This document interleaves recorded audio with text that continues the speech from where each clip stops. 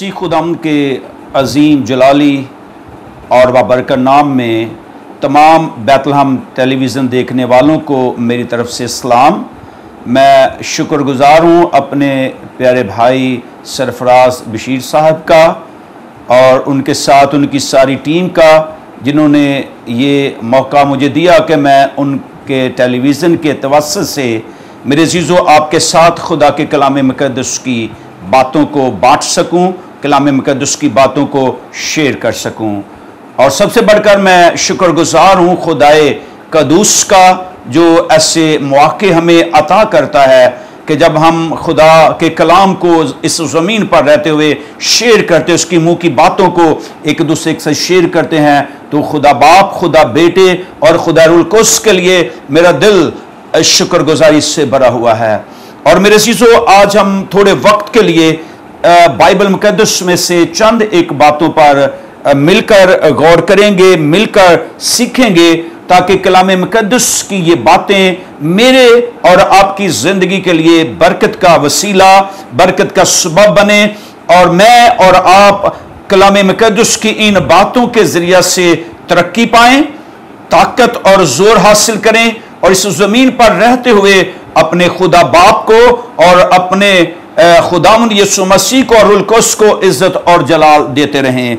मेरे चीज़ों, आज जो कलाम मुक़द्दस का हिस्सा मैं आपके साथ तलावत करूंगा और उसी में से हम बातचीत भी करेंगे, वो यशाया नबी का सहीफा है और उसका 5वां बाब है, जिसमें से आज हम खुदा की कलाम मुक़द्दस की बातों को अपने लिए सीखेंगे। पहली आयत से लेकर 7वीं आयत तक हम खुदा के कलाम मुक़द्दस में से तलावत करेंगे।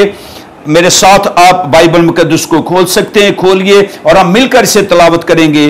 बाइबल मुक़द्दस में यूं मरकूम है, अब मैं अपने महबूब के लिए, अपने महबूब का एक गीत उसके ताकिस्तान की बाबत गाऊंगा।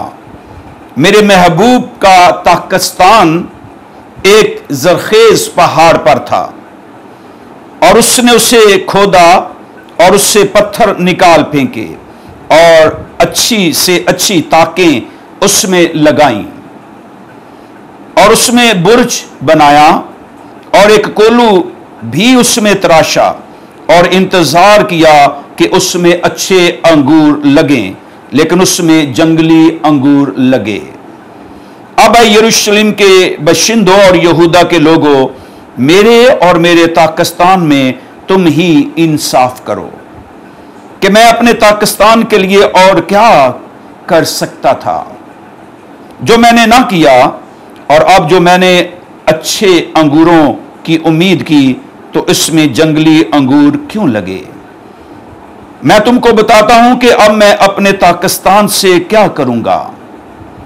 मैं इसकी बाड़ गिरा दूंगा और वो चरागाह होगा, उसका अहाता तोड़ डालूंगा और वो पामाल किया जाएगा और मैं उसे बिल्कुल वीरान कर दूंगा। वो ना छांटा जाएगा ना निराया जाएगा, उसमें ऊंट, कटारे और कांटे उगेंगे और मैं बादलों को हुक्म दूंगा कि उस पर मी न बरसाएं। सुरबल फवाज का ताकिस्तान बनी इसराइल का घराना है और बनी यहूदा उसका खुशनमा पौधा है। उसने इंसाफ का इंतजार किया पर खून रेजी देखी, वो दाद का मुंतजर रहा पर फरियाद सुनी। खुदावंद के कलाम मुक़द्दस पर, उसके पढ़े और सुने जाने पर खुदा की बरकत हो, आमीन। मेरे सीसो, ये हिस्सा जो हमने खुदा के कलाम मुक़द्दस में से पढ़ा, इसके तल्लुक से अगर हम देखें इसके सियाको सबाक में, तो यशाया नबी 8वीं सदी कबल मसीह के नस्फ आखिर में यरूशलेम में हो गुजरा और उसका तल्लुक जनूबी सल्तनत यहूदा के एक ताकतवर, वो यहूदा की सल्तनत में से हो गुजरा। और ये उस दौर की बात है जब यहूदा को, यानी कि एक पड़ोसी सल्तनत असूर से जबरदस्त खतरा था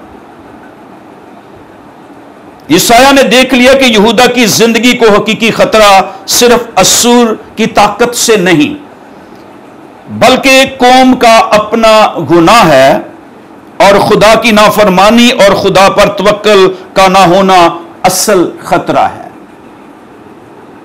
ये इसके सियाको सबाक हैं मेरे शीशो। बाज़-औक़ात हम देखते हैं कि हमें जो खतरात हैं, हमारी निगाहें मरकूज रहती हैं कि जो हमें बैरूनी अतराफ से खतरात होते हैं, हम हमेशा उन पर अपनी तवज्जो लगाए रखते हैं और हम हमेशा उन खतरात से लड़ते रहते हैं। लेकिन यहां पर खुदा का बंदा यशायाह नबी ने यहूदा को जब देखा तो उसको जो असल हकीकी खतरा नजर आया वो ये था कि जो उनके अंदर गुनाह था। खुदा ने बनी इस्राएल कौम को मुल्के मिस्र से, गुलामी के घर से निकाला और उनको मुल्के माऊदा में, मुल्के किनान में लाकर बसाया।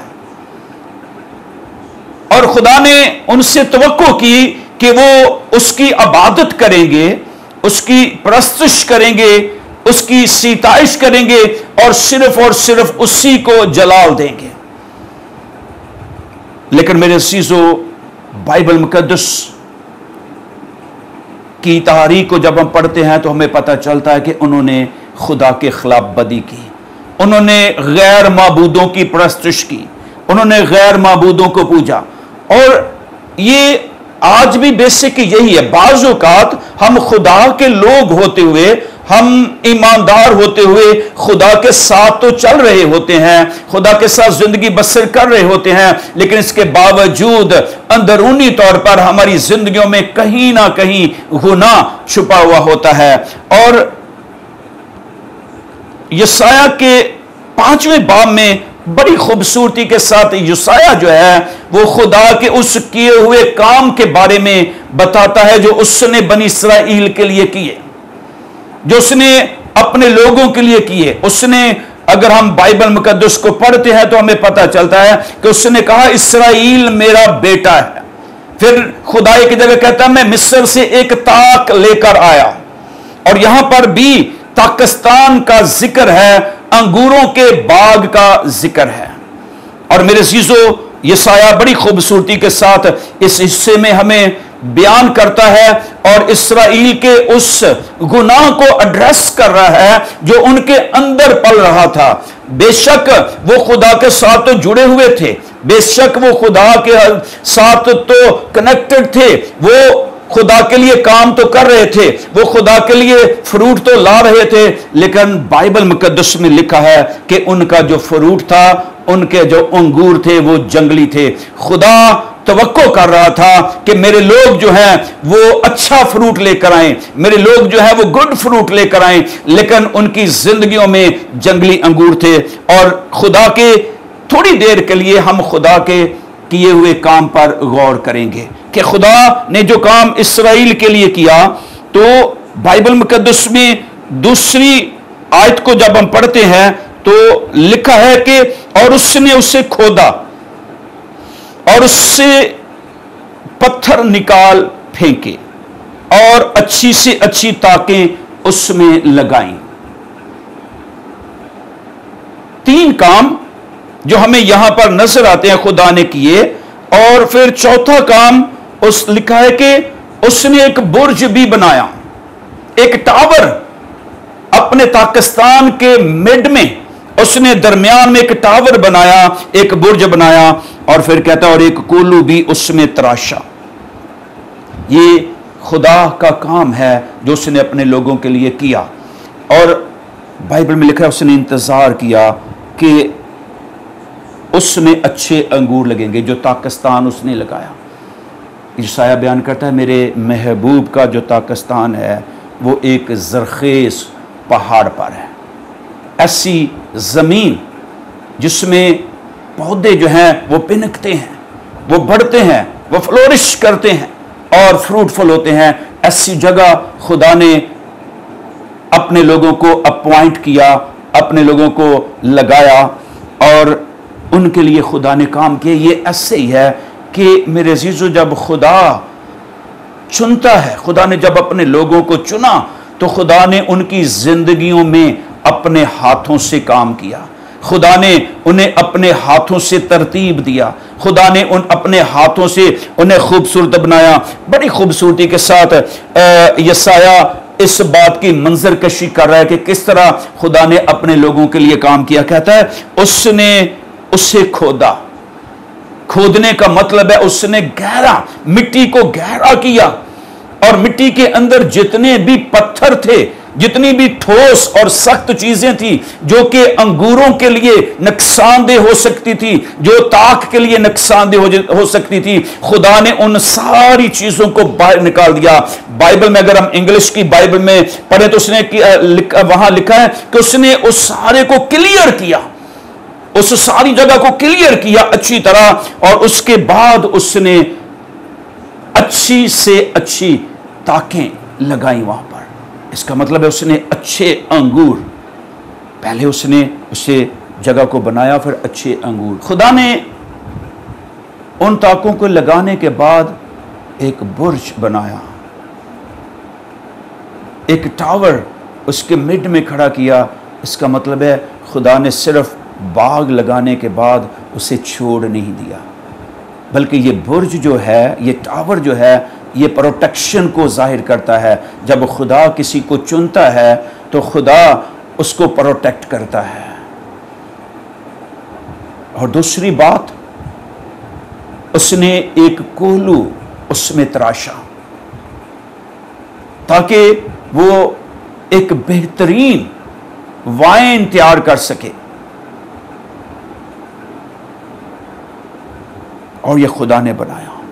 और बनाने के बाद खुदा ने तवक्को की कि मेरे इस पाकिस्तान में अच्छे अंगूर लगेंगे। ये बात हमें ये बताती है कि मेरे अज़ीज़ों, जब खुदा हमें चुनता है तो खुदा हमारे साथ तवक्कुआत भी डेवलप कर लेता है। हमारे चुनने के साथ खुदा के बहुत सारे मकासद हैं, और जब हम उन मकासद को पूरा नहीं करते तो खुदा की दिल आज़ारी करते हैं। तो यहाँ पर खुदा की इस दिल आज़ारी को हम देखते हैं। तीसरी आयत में वो कहता है, अब ऐ यरूशलेम के बशिंदों और यहूदा के लोगों, मेरे और मेरे पाकिस्तान में तुम इंसाफ करो। किस बात का इंसाफ करो? इस बात का कि मैंने अपने पाकिस्तान के लिए क्या कुछ नहीं किया। मैं जो कुछ कर सकता था मैंने इसके लिए किया, लेकिन जब मैंने तवक्को की कि इसमें अच्छे अंगूर लगेंगे, जब मैंने तवक्को की कि ये मेरे पर्पस को, मेरे मकसद को पूरा करेंगे मेरे लोग, तो यहां पर जंगली अंगूर लगे, तो मेरा इंसाफ करो कि मैं अपने इस पाकिस्तान के लिए और क्या कुछ कर सकता था जो मैंने ना किया। और जब मैंने अच्छे अंगूरों की उम्मीद की तो इस पाकिस्तान में जंगली अंगूर लगे। मेरे अज़ीज़ों, ये वो इंसान की ज़िंदगी है जिसमें जब खुदा की तवक्कुआत पूरी नहीं होती, खुदा इंसान को तरतीब देने के बाद, खुदा इंसान को बनाने के बाद, खुदा इंसान को खूबसूरती देने के बाद उम्मीद करता है, तवक्को करता है कि हम उसके मकासद को पूरा करें, हम उससे जलाल दें, हम उसके लिए काम करें। लेकिन जब हम नहीं करते तो खुदा की दिल आज़ारी करते हैं। और फिर मेरे अज़ीज़ों, इसका अगला हिस्सा जो है वो बहुत ख़तरनाक है, जो इसराइल के लिए उसने कहा। और ये मैं खुदा का खादिम होते हुए ये कहूँगा कि आज ये हिस्सा मेरे और आपके लिए एक वार्निंग भी होगा। 5वीं आयत में खुदा कहता है, मैं तुमको बताता हूँ कि अब मैं अपने पाकिस्तान से क्या करूँगा। खुदा ने अपने दिल में ठान लिया है कि वो अपने पाकिस्तान से क्या करेगा।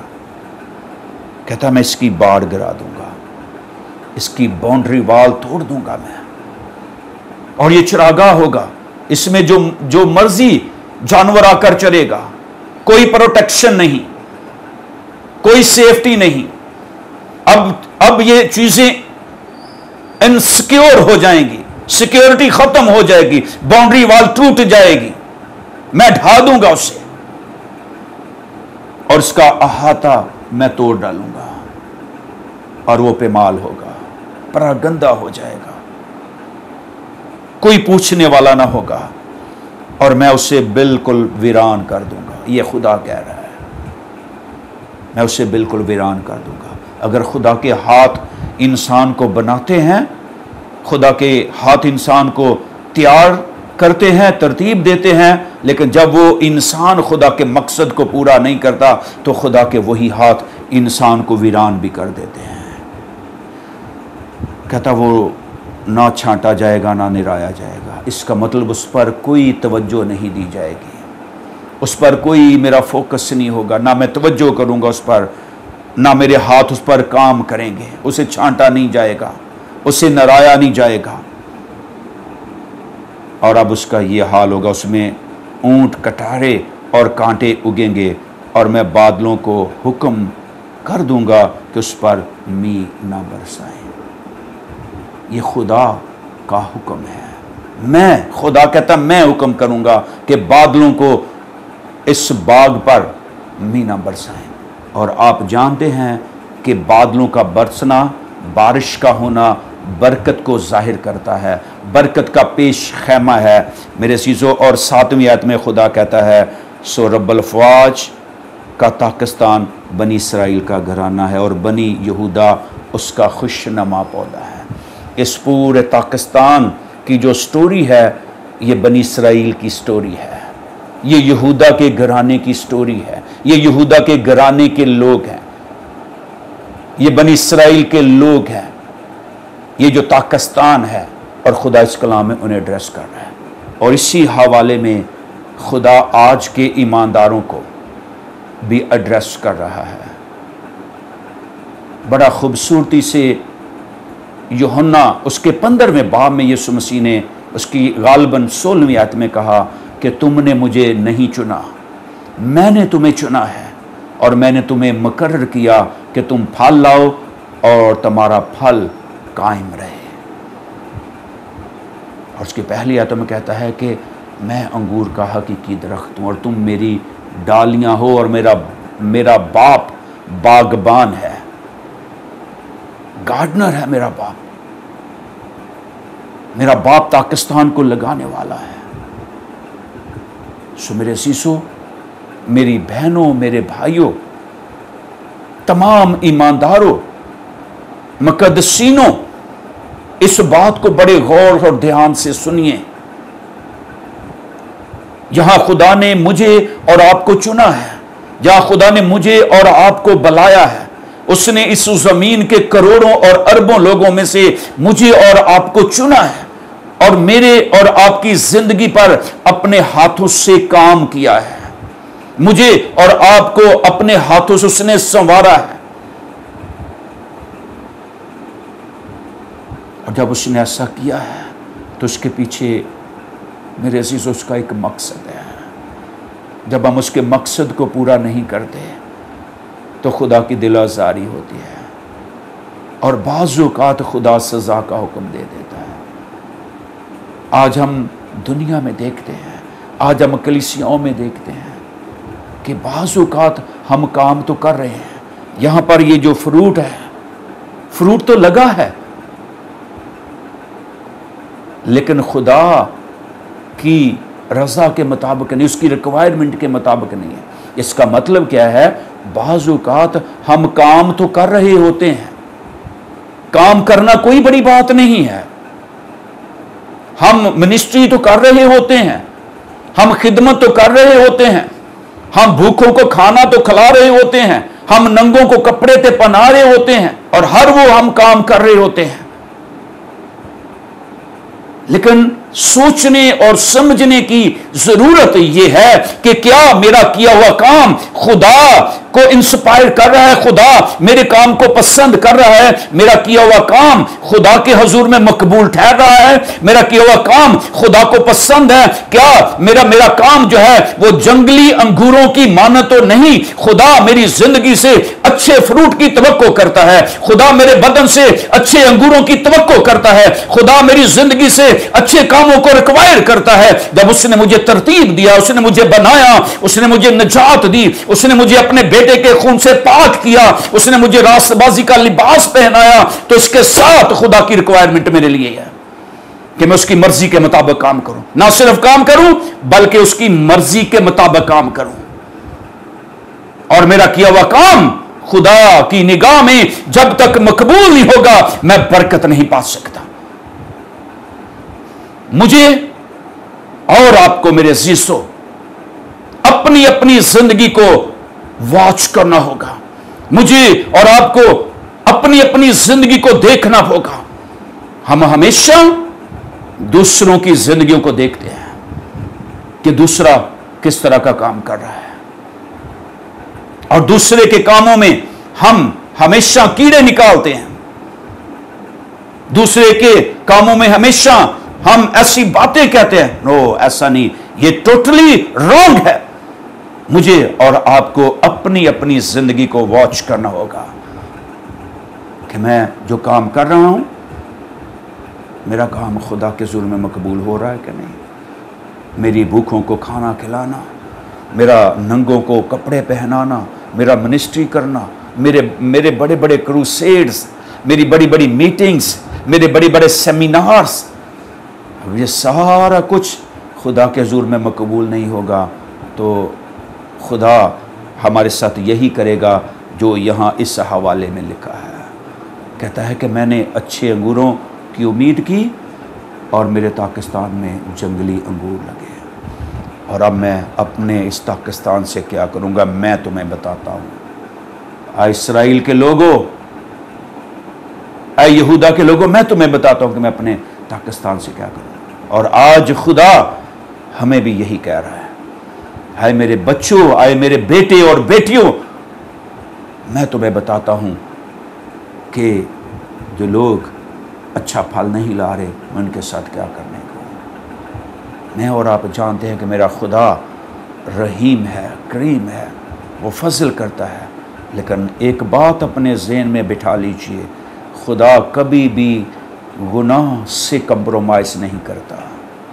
और बाज़ औक़ात बरूनी तौर पर तो हम बहुत अच्छे होते हैं, बरूनी तौर पर तो हम वेल सेटेड होते हैं, हम लोगों को बहुत अच्छे नज़र आते हैं, लेकिन हमारे अंदरूनी तौर पर खुदा के ख़िलाफ़ गुनाह होता है, हमारे अंदर खुदा के ख़िलाफ़ नाफरमानी होती है, हमारे अंदर खुदा के ऊपर जिस तरह हमें ट्रस्ट करना चाहिए, जिस तरह पर हमें भरोसा करना चाहिए, हम उसमें नाकाम हो जाते हैं। इसलिए ये एक वार्निंग है। 5वीं आयत मेरे और आपके लिए एक वार्निंग है कि जिस खुदा ने मुझे और आपको अपने हाथों से बनाया है, जब हम उसके मुताबिक काम नहीं करेंगे तो उसी के हाथ मुझे और आपको गिरा भी देंगे। इसका आखिरी बात करते हुए मैं इसको क्लोज करूँगा। खुदा ने साउल को चुना, उसे बादशाह बनाया, इस्राएल का 12 कबीलों का बादशाह उसे बनाया, लेकिन जब साउल ने खुदा की मर्ज़ी के मुताबिक काम नहीं किया तो खुदा ने उसकी जगह दाऊद को रिप्लेस कर दिया। सो गौर कीजिए, कहीं ऐसा ना हो कि खुदा मेरी और आपकी जगह भी किसी और को रिप्लेस कर दे। खुदा के पास मेरे और आप से बेहतरीन चीज़ें मौजूद हैं, इसलिए गौर कीजिए और सोचिए और खुदा के उन मकासद को पूरा कीजिए जिसके लिए मैं और आप बुलाए गए हैं। मे गॉड ब्लेस यू। खुदावंद इस कलाम के वसीला से आपको बरकत बख्शे। मैं एक बार फिर से दुआ गो हूँ बैतलहम टेलीविज़न के लिए और अपने प्यारे भाई सरफराज बशीर के लिए और उनकी फैमिली के लिए और उनकी सारी टीम के लिए, और दरख्वास्त करूँगा कि देखते रहिए Bethlehem TV. May God bless you Bethlehem TV.